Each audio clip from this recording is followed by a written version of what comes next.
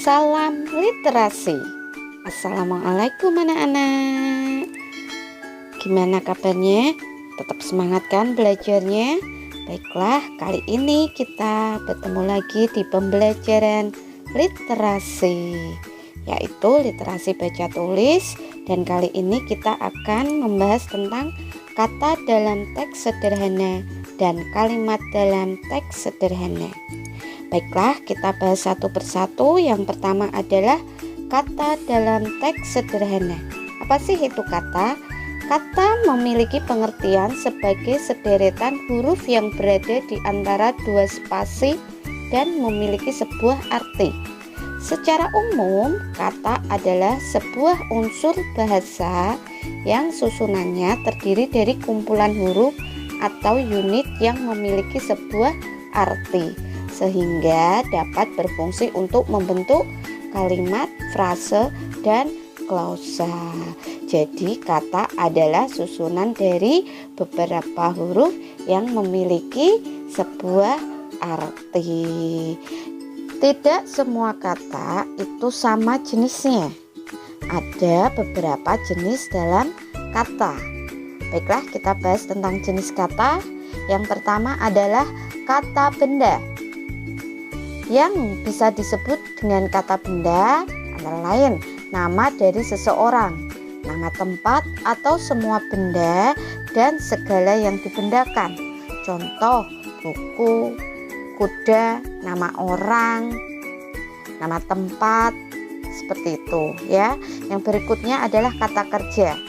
Kata kerja yaitu kata yang menyatakan suatu tindakan atau pengertian dinamis. Jadi apa yang kita lakukan itu kita sebut dengan kata kerja. Contohnya baca, lari, mencuci, belajar, itu termasuk kata kerja.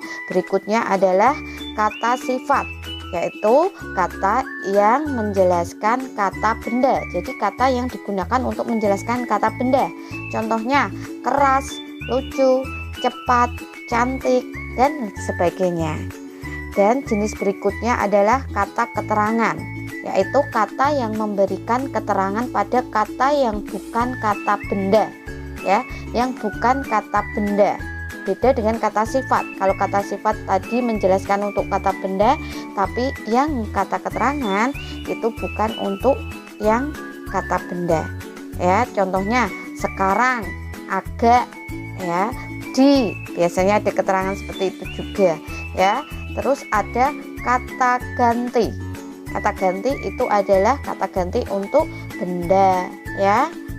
Bisa orang juga. Contohnya kami, itu, mereka, nya, kata ganti kepemilikan itunya. Dan yang terakhir adalah kata bilangan, yaitu kata yang menyatakan jumlah benda atau menunjukkan urutan dalam suatu deretan. Contohnya 1, 2, seekor, sebuah, kedua, keempat, dan sebagainya. Itu adalah jenis-jenis dari kata. Berikutnya adalah kita bahas tentang kalimat dalam teks sederhana. Tahukah kamu bahwa memahami pengertian kalimat sangat penting bagi penulis? Kalimat merupakan salah satu penyusun paragraf. Kalau tidak ada kalimat, bagaimana bisa menjadi susunan tulisan yang baik? Gimana? Kalau tidak ada kalimat, pasti tidak akan ada bacaan. Jadi kalimat adalah unsur yang penting dalam sebuah paragraf.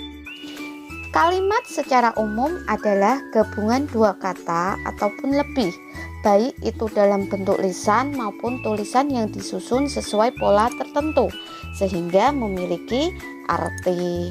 Kalimat yang baik dan benar tentunya memiliki ciri-ciri tertentu, yaitu mengandung unsur-unsur seperti subjek, predikat, objek, dan keterangan, atau jika disingkat menjadi pola SPOK. Apa itu SPOK? Ya, kita bahas satu persatu. SPOK itu merupakan unsur-unsur dalam kalimat. S artinya subjek, berfungsi untuk menunjukkan pelaku dalam kalimat. terbentuk ya, biasanya terbentuk dari kata benda, diletakkan di awal kalimat. Sedangkan untuk P artinya predikat, fungsinya untuk menerangkan yang sedang dilakukan subjek. Biasanya menggunakan kata kerja ataupun kata sifat, dan kata ini biasanya berada di antara subjek dan objek. Berikutnya adalah objek. Objek ya, objek merupakan keterangan yang berkaitan dengan predikat atau sesuatu yang menderita. Biasanya terbentuk dari kata benda. Tadi sudah ya dibahas kata benda, kata sifat dan sebagainya. Nah, di sini objek itu terbentuk dari kata benda dan biasanya berada di belakang predikat. Dan yang keempat adalah K. K artinya keterangan, dijadikan sebagai pelengkap kalimat, ditandai dengan preposisi. Apa itu preposisi? Ya, contohnya adalah ke, di, dari, pada, dalam, dan sebagainya. Ya, itu jika dalam bentuk frase. Tapi kalau dalam bentuk anak kalimat, biasanya kita pakai preposisi karena, ketika, jika, meskipun, supaya, dan sebagainya. Itu tentang unsur-unsur dalam kalimat. Sekarang kita bahas tentang contoh pola kalimat.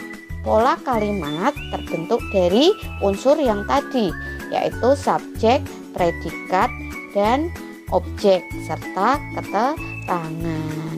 Baiklah, kita bahas ya. Guru kasih beberapa contoh untuk pola kalimat. Yang pertama adalah ada kalimat ayah bekerja. Di sini ada kata ayah. Ayah adalah ya pelaku. Di sini berarti mempunyai kedudukan atau mempunyai posisi sebagai subjek. Sedangkan untuk bekerja yang dilakukan berarti di sini sebagai predikat. Untuk contoh selanjutnya adalah ibu menanak nasi. Di sini ada kata ibu, menanak, dan nasi. Ibu sebagai subjek, menanak sebagai predikat, nasi sebagai objek. Dan contoh selanjutnya adalah untuk kalimat anak-anak bermain di lapangan. Ada kata anak-anak bermain dan di lapangan. Anak-anak sebagai subjek, bermain sebagai predikat, dan di lapangan sebagai keterangan, dan membentuk pola kalimat SPK. Dan yang terakhir adalah petani menanam padi di pagi hari.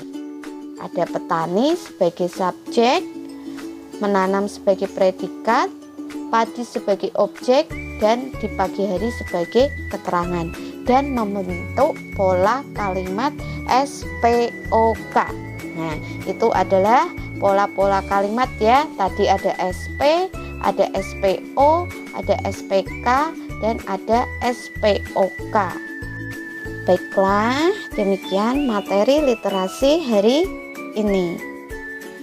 Semoga bermanfaat, semangat belajar, dan tetap semangat beribadah. Wassalamualaikum warahmatullahi wabarakatuh. Salam literasi.